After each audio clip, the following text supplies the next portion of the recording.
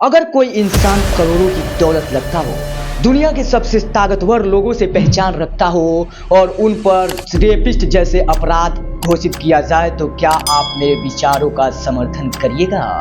नमस्कार, मैं हूं मनोज कुमार और आप देख रहे हैं इंडियन हिस्टोरिकल। आज कहानी होगी एक ऐसे सच की जो दुनिया के सामने आने पर दुनिया को शर्मसार कर देती है। आज कहानी होगी उसी एप्स्टीन फाइल की। केवल फाइल नहीं बल्कि दुनिया के सामने एक काला चिट्ठा के रूप में उभर कर आया। जी हाँ साथियों, ये कहानी है वही एप्स्टीन फाइल की। यदि आप इसमें पूरा सच जानना चाहते हैं तो हमारे वीडियो में अंत तक बने रहिएगा। साल था 1953 जब अमेरिका में एक शख्स का जन्म हुआ जिसका नाम था जेफरी एप्स्टीन। उसने अपनी शुरुआती करियर शिक्षा से शुरू किया। बच्चों को शिक्षा दिया करता था और शिक्षक का कार्य करता था। छोटे छोटे मासूम बच्चों को पढ़ाता था और उन्हें दुनिया के बारे में जानकारी दिया करता था। किंतु सन 1976 में उसने शिक्षा को त्याग कर बैंकिंग की कार्यवाही शुरू की और बैंकिंग के लिए उसने शुरू कार्य कर दिया और यहीं से शुरू हुआ उसकी अमीर बनने की कहानी। लगभग 10 सालों बाद वह इतना अमीर बन चुका था कि उनके पास करोड़ों की दौलत थे। लोगों का सौराज था और बड़े बड़े लोग उससे वेट करने आते थे। इतना अमीर था कि उसके पास थे अपने फाइटर जेट, जिसे दुनिया ने देखा कि ये कोई आम इंसान नहीं बल्कि सबसे अमीर आदमी है। साथियों, कुछ सन वह बहुत मेहनत करता था और सन 1998 में उसने अमेरिका के कैरिबियन सागर में स्थित अमेरिकी वर्जिन द्वीप में उसने खरीदा एक अपना प्राइवेट आइलैंड, जिसे मीडिया ने कहा यह है सेक्रेट आइलैंड। चारों ओर से समुद्र से घिरा हुआ। उसकी खूबसूरती इतनी सुंदर थी कि दुनिया उसे स्वर्ग कहा करती थी, लेकिन किसे पता था कि जिसे दुनिया स्वर्ग कह रही है उस स्वर्ग में एक गंदे और काले चिट्ठे किए जाते थे जो देखने में बहुत सुंदर हो और उसी में किया जाता था बहुत ही गंदा काम। नाबालिग लड़कियों का शोषण किया जाता था। लगभग 10 से 16 साल की उम्र की लड़कियों के साथ बलात्कार किए जाते थे और मानव का किया जाता था मानव तस्करी। साल बीतता गया, वह खामोशी से अपना कार्य करता गया। लोगों को लगा कि वह एक सिर्फ अमीर आदमी और रईस आदमी है, लेकिन उसे क्या पता था कि रईस आदमी के पीछे, काले चेहरे के पीछे एक सबसे बड़ा काला चिट्ठा छिपा हुआ है। साथियों, ये बीतता गया। सन 2008 में एक होटल में पार्टी चल रही होती है। तभी अचानक एक लड़की उस होटल से निकलती है और चिल्ला चिल्ला कर कहती है इस होटल में गलत काम किए जाते हैं, मानव के मांस खिलाए जाते हैं। उसके बातों का उस समय किसी ने विश्वास नहीं किया और उसे मेंटल घोषित कर दिया गया, यानी कि उसे पागल घोषित कर दिया गया। फिर उसके बाद कुछ दिनों बाद उस लड़की का कोई अता पता नहीं और कोई पता नहीं कहाँ की वो लड़की थी, कहाँ गई, इसकी कोई भी जानकारी उसे प्राप्त नहीं चला। कुछ दिन बाद पुलिस ने जांच पड़ताल आरंभ किया तो पुलिस को एक लड़की की तलाश हुई। उस लड़की से पता चला कि उसके साथ बलात्कार हुआ था और उस लड़की से 2 और लड़की और 2 और लड़की से और लड़की, और ये लड़कियों का सिलसिला बढ़ता चला गया।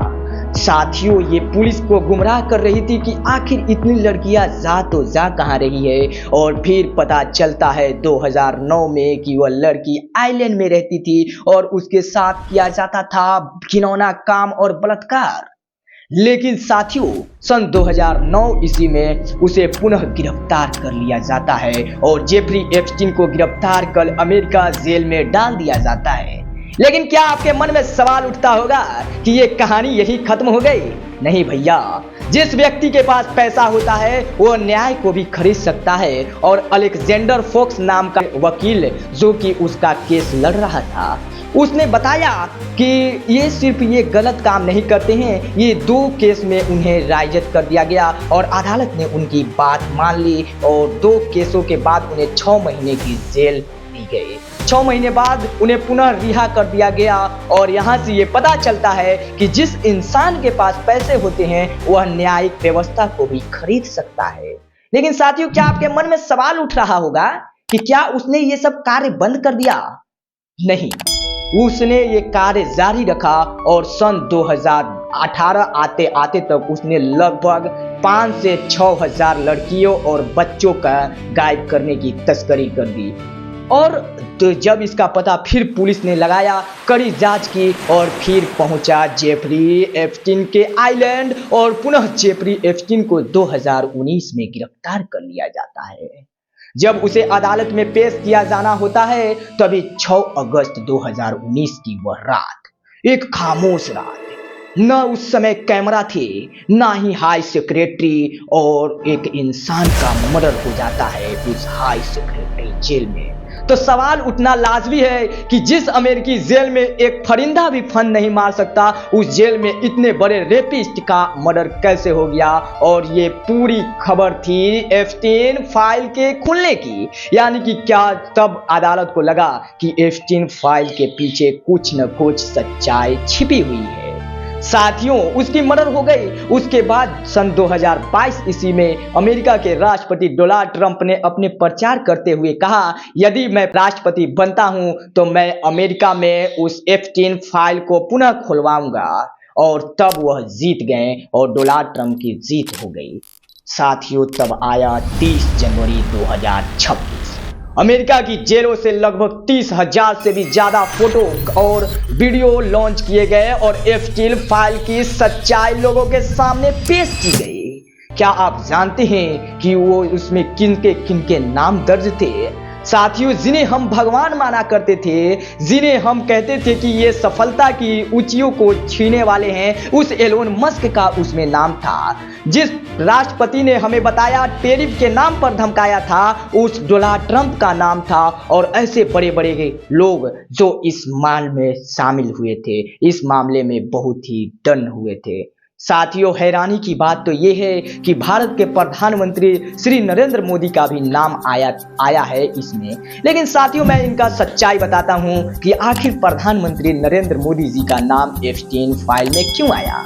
साथियों, 6 जुलाई 2017 जब वह इजराइल में गए थे और उन्होंने जेफरी एप्स्टीन से सलाह ली कि क्या हमें डोनाल्ड ट्रंप को खुश करने के लिए क्या करना पड़ेगा, तो जेफरी एप्स्टीन ने बताया, आप उनके सामने नाचिए गाइए तो आप उसको खुश कर सकते हैं। और पुनः 2017 ईस्वी में उन्होंने डोनाल्ड ट्रंप के सामने नाचा गाया और उस समय कोई और गाना नहीं बज रहे थे बल्कि भारत का राष्ट्रीय गान जन गण मन बज रहा था। तो सवाल उठना लाजमी था कि आखिर भारत के प्रधानमंत्री नरेंद्र मोदी का नाम क्यों आया। तो इसका जवाब होगा कि साथी वो किसी काम को, गंदे काम को करने नहीं बल्कि देश को ऊंचाइयों तक ले जाने के लिए गए थे। साथियों, लेकिन हमें ये सोचने पर मजबूर कर देता है कि जो इंसान धरती पर जन्म लेता है, जो इंसान लुक्स लाइक हमारे जैसा ही दिखता है, उसे ही मार कर खाया जाता था और राक्षसों जैसा व्यवहार किया जाता था।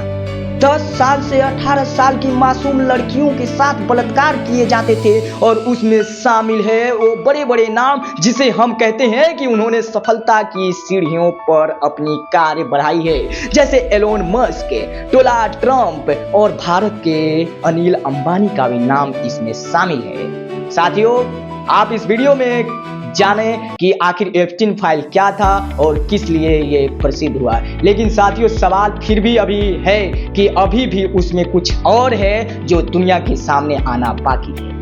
अगर आप हमारी वीडियो से संतुष्ट हैं तो हमें लाइक करें, सब्सक्राइब करें और आप कमेंट में बताएं कि ये वीडियो आपको कैसा लगा। यदि आप जानना चाहते हैं कि इसमें और क्या क्या आने वाला है या क्या क्या आएगा और क्या एप्स्टीन फाइल के बारे में और अधिक से अधिक जानकारी प्राप्त करना चाहते हैं तो हमारे पार्ट 2 के लिए कमेंट बॉक्स में ज़रूर कमेंट करें कि हम आपके लिए पार्ट 2 का इंतज़ाम करें। और ये वीडियो कैसा लगा वो भी हमें बताइए, क्योंकि हमें आप बताते हैं जिससे हमें मोटिवेशन आता है और मैं आप सभी के सामने इतना अच्छा वीडियो प्रस्तुत कर लेता हूँ। जय हिंद।